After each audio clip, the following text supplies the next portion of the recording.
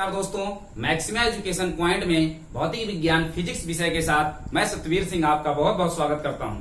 तो जैसा कि हम लोग देख रहे थे इसके पहले वाली वीडियो में कि हम लोग क्लास 12th के फिजिक्स को लेकर आगे बढ़ रहे हैं और वहां पे सबसे पहला और इम्पोर्टेंट चैप्टर हम लोग क्या है आपको बता रहे हैं। तो इसके पहले की जो भी बातें हैं, जो भी लेक्चर्स हैं, उसका का पूरा लिंक इसी वीडियो के डिस्क्रिप्शन में दिया हुआ है। आप लोग जा करके वहां देख सकते हैं और उसके बाद जितने भी लोग अभी तक नए हैं या अन्य लोगों को भी जोड़ने का प्रयास किया जाए और साथ ही साथ चैनल को सब्सक्राइब करके शेयर करने का काम किया जाए। तो हम लोग बात कर रहे थे इसके पहले वाले में वीडियो में कि चार्ज डिस्ट्रीब्यूशन की। चार्ज डिस्ट्रीब्यूशन में हमने बताया था कि किस तरीके से चार्ज डिस्ट्रीब्यूट होता है, कॉन्टिन्यूअस चार्ज डिस्ट्रीब्यूशन क्या होता है और कितने प्रकार से हम लोग पढ़ते हैं। जिसमें सबसे पहला जो चार्ज डिस्ट्रीब्यूशन था जिसे हमने वॉल्यूम चार्ज डिस्ट्रीब्यूशन के नाम से जानते हैं, उसका अध्ययन हमने कर लिया था। आज हम लोग उसके आगे सेकंड नंबर पे जो चार्ज डिस्ट्रीब्यूशन है जिसे हम सरफेस चार्ज डिस्ट्रीब्यूशन के नाम से जानते हैं। आज का जो टॉपिक है दूसरे नंबर पर सरफेस चार्ज डिस्ट्रीब्यूशन। देखिए सरफेस चार्ज डिस्ट्रीब्यूशन का मतलब क्या है? सरफेस मतलब सतह पर। सतह का मतलब कौन सा डायमेंशनल? 2 डायमेंशनल। सरफेस मतलब 2 डायमेंशनल। फेस इसका मतलब है कि जब चार्ज किसी भी 2 डायमेंशनल सरफेस, और सरफेस को हम लोग एस से लिखते हैं, तो जब भी कोई चार्ज 2 डायमेंशनल सरफेस में स्प्रेड आउट होता है, डिस्ट्रीब्यूट होता है, तो उसे हम सरफेस चार्ज डिस्ट्रीब्यूशन के नाम से जानते हैं। इसी के साथ नाम जुड़ करके आता है सरफेस चार्ज डेंसिटी का। तो जब चार्ज पर, अब ये क्या सरफेस है तो वॉल्यूम तो निकलेगा नहीं, क्या निकलेगा? एरिया निकलेगा। इसका मतलब है कि जब चार्ज क्या है पर यूनिट एरिया में डिस्ट्रीब्यूट हो जाए, इसका मतलब चार्ज पर unit area is known as the surface charge density. बात क्लियर हो गई? तो उसी चीज को हम लोग यहां नोट डाउन करेंगे कि यह सरफेस चार्ज डिस्ट्रीब्यूशन होता क्या है। तो क्या लिख सकते हैं definition? It is the charge distribution spread over a 2 dimensional surface. तो क्या लिखेंगे? It is a charge distribution. It is a charge distribution कहां?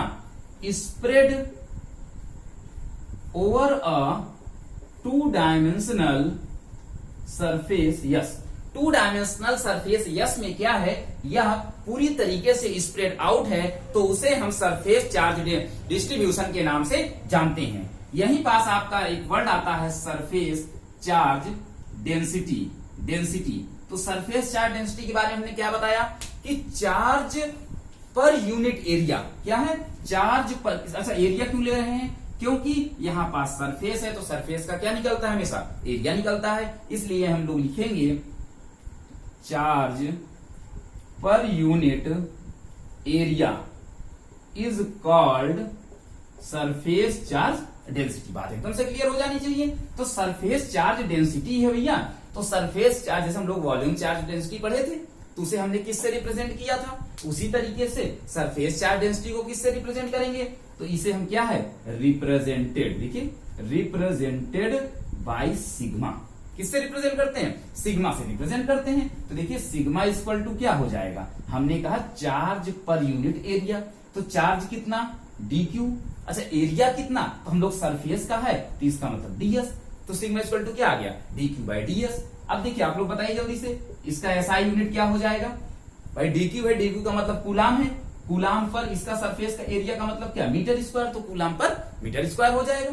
बात क्लियर हो गई? अब हम लोग इसका एग्जांपल ले लेंगे। देखिए, अगर आपसे अलग से 1 नंबर में प्रश्न पूछता है सरफेस चार्ज डिस्ट्रीब्यूशन, तो हम लोग इसको पूरा का डिस्कस करते हैं।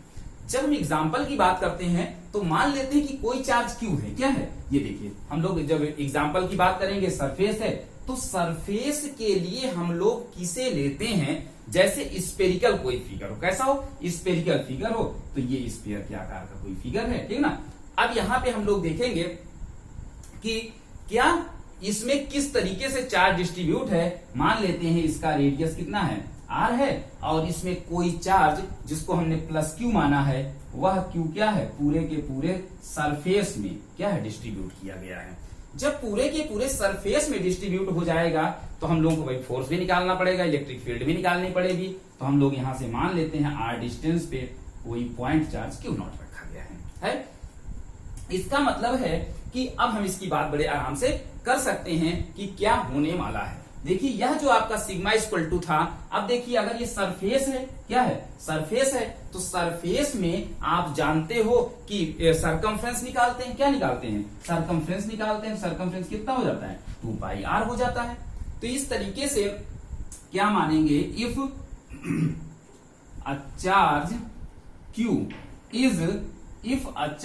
q is distributed over a surface yes, अगर कोई चार्ज डिस्ट्रीब्यूट है किसी सरफेस यस पर, तो surface charge density, then surface charge density sigma equal to कितना हो जाएगा भाई, dq है, क्या है, dq है, तो dq की जगह कितना हो जाएगा, q हो जाएगा, और ds है, तो यहां पर ds क्या है, आप लोग जानते हैं कि 4πr² लिखते हैं, क्या लिखते हैं, 4πr²। यहां पास हम लोग इसको नोट डाउन करते हैं कि सरफेस एरिया ऑफ स्फीयर कितना होता है, surface area equal to 4πr² हो जाता है, 4πr² हो जाएगा।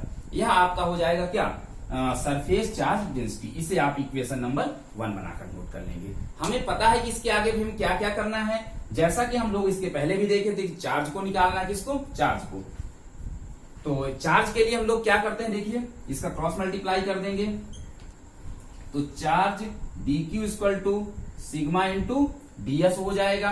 यह आपका इक्वेशन नंबर 2 बनेगा। देखिए क्या क्या वर्क इसमें हो रहा है वो हमें ध्यान देना है कि हमें पहले चार्ज निकालना है, डेंसिटी निकालनी है, फिर फोर्स इतना आप लोग तो देखिए पहले हम लोग क्या करते हैं, इसका डेंसिटी निकालते हैं, डेंसिटी के बाद चार्ज निकालते हैं, चार्ज के बाद आप लोगों को याद होगा क्या निकालते हैं, फोर्स निकालते हैं। तो जो फोर्स लगेगा, अब हम लोग क्या लिखेंगे, force applied on point charge due to surface charge distribution. तो सरफेस चार्ज डिस्ट्रीब्यूशन के कारण उस पर कितना फोर्स लगेगा, इसके लिए हम लोग क्या निकालते हैं, कूलाम लॉ। तो कूलाम लॉ क्या कहता है, Q0 अपॉन 4πε0 लगता है कि नहीं लगता, तो Q0 अपॉन 4πε0 और dq/r² r यूनिट वेक्टर के साथ। इसी के साथ देखिए dq की वैल्यू क्या है, इक्वेशन नंबर 2, तो फ्रॉम इक्वेशन नंबर 2 से Fs equal to Q0 4πε0 sigma ds upon r² unit vector r। ये आपका इक्वेशन नंबर 3 बन जाएगा। इसी के साथ आपको याद है कि फोर्स के बाद हम लोग क्या निकालते हैं, इलेक्ट्रिक फील्ड निकालते हैं। क्या निकालते हैं, इलेक्ट्रिक फील्ड निकालते हैं। तो इलेक्ट्रिक फील्ड है, तो इलेक्ट्रिक फील्ड को हम लोग क्या है, ई से लिखते हैं, लेकिन सरफेस के लिए है तो ईएस से लिखेंगे। किससे लिखेंगे, ईएस से लिखेंगे। तो इलेक्ट्रिक फील्ड के लिए हम लोग क्या करते हैं, जो आपका फोर्स है वह फोर्स क्या होता है, per unit charge note down करते हैं। क्या करते हैं, फोर्स को पर यूनिट क्या कहते हैं, सरफेस में हम लोग जब निकालते हैं तो फोर्स पर unit surface is known as the electric field of the surface. तो यहां देखिए क्या हो जाएगा, Fs अपॉन Q0 हो जाएगा। तो Fs की वैल्यू यहां से रख दीजिए, Q0 upon 4πε0 sigma ds r² r, और अपॉन में कितना, Q0 से Q0 कैंसिल, तो क्या बच जाएगा, 1 upon 4πε0 sigma ds upon r²। Surface है तो यहां क्या लग जाएगा, यस लग जाएगा। यह आपका आ गया क्या, इलेक्ट्रिक फील्ड ऑन किस पर, point charge due to surface charge distribution. इसे आप नोट डाउन करिए। तो तीसरा और लास्ट टॉपिक जो है आपका वह है क्या, लाइन चार्ज डिस्ट्रीब्यूशन। देखिए लाइन चार्ज डिस्ट्रीब्यूशन को हम लीनियर चार्ज डिस्ट्रीब्यूशन के नाम से भी जानते हैं। इसका मतलब जब चार्ज किसी वन डायमेंशनल कर्व में या लाइन में डिस्ट्रीब्यूट होता है तो उसे हम लाइन चार्ज डिस्ट्रीब्यूशन के नाम से जानते हैं। तो क्या लिखेंगे, if the charge is distributed over one dimensional curve और लाइन एल, या वन डायमेंशनल कर्व में या फिर लाइन एल में क्या है, जब चार्ज डिस्ट्रीब्यूट होता है तो उसे हम लाइन चार्ज डिस्ट्रीब्यूशन के नाम से जानते हैं। अब फिर से हमें वैसे ही करना पड़ेगा। मान लेते हैं यहाँ कोई लाइन कर्व है जिस पर क्या है, कोई चार्ज डिस्ट्रीब्यूट है, प्लस क्यू चार्ज हमने इस पर डिस्ट्रीब्यूट करवा दिया है, ठीक ना। अब देखिए यहाँ पास यहां से कोई ना कोई एक सरफेस ले लेंगे, एक बहुत छोटा सरफेस लेंगे, जो क्या होगा, अगर पूरे की लेंथ जो है यल है तो इसे हमने क्या मान लिया है, डीएल है। क्या है, डीएल है। और यहां से आर डिस्टेंस पे पॉइंट चार्ज फिर से रखेंगे, जिसका मान कितना हो जाएगा, क्यू नॉट हो जाएगा। क्यू नॉट हमने रख दिया है। तो यहां से अगर आप देखें कि लाइन चार्ज डिस्ट्रीब्यूशन के बाद लाइन चार्ज डेंसिटी क्या लिखते हैं, line charge density, line charge density. तो इतना आप लोग सीख गए हैं कि अपने से डिफिनेशन बना लेंगे कि चार्ज पर यूनिट लेंथ क्या है, चार्ज पर unit length is known as linear charge density. तो क्या लिखेंगे, चार्ज पर यूनिट लेंथ, चार्ज पर unit length is known as linear charge distribution. It is represented by lambda, किससे, लेमडा। तो लेमडा इक्वल टू हो जाएगा dq बाई कितना, dl हो जाएगा।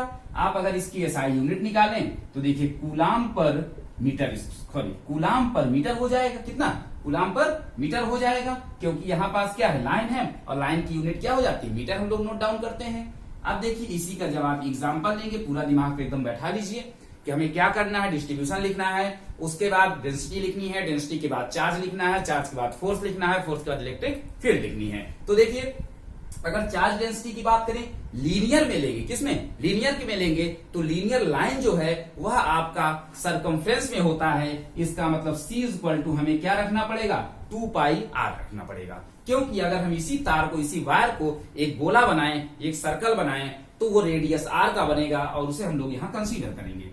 तो क्या हो जाएगा, linear charge density equal to यहाँ हो जाएगा, देखिए Q अपॉन कितना, Q अपॉन कितना हो जाएगा, 2 पाई r हो जाएगा। यह आपका इक्वेशन नंबर 1 हो गया। अब हमें निकालना है कि इसकी स्मॉल पार्ट पर डीएल पर कितना चार्ज होगा, यानी कि charge contain in length DL. तो डीएल पर कितना चार्ज होगा, देखिए dq बराबर लेमडा डीएल हो जाएगा, कितना, क्रॉस मल्टीप्लाई। इसी तरीके से हम फोर्स निकालेंगे, तो फोर्स जो लगेगा पॉइंट चार्ज पर एफ, यल है क्योंकि लाइन चार्ज है, तो फोर्स इक्वल टू क्या होगा, फिर से कूलाम ला लगेगा, Q upon Q not upon 4 pi epsilon not. अब देखिए लाइन है तो लाइन में यहाँ यल हो जाएगा, यहाँ पास आपके पास क्या होता है, Q नॉट के बाद यहाँ पे अंदर हम लोग क्या लिखते हैं, dq by r square unit vector r। लेकिन dq की वैल्यू यहाँ कितना है, लेमडा dl है, तो क्या बन जाएगा, Q naught 4 pi epsilon naught और lambda dl by r square unit vector r।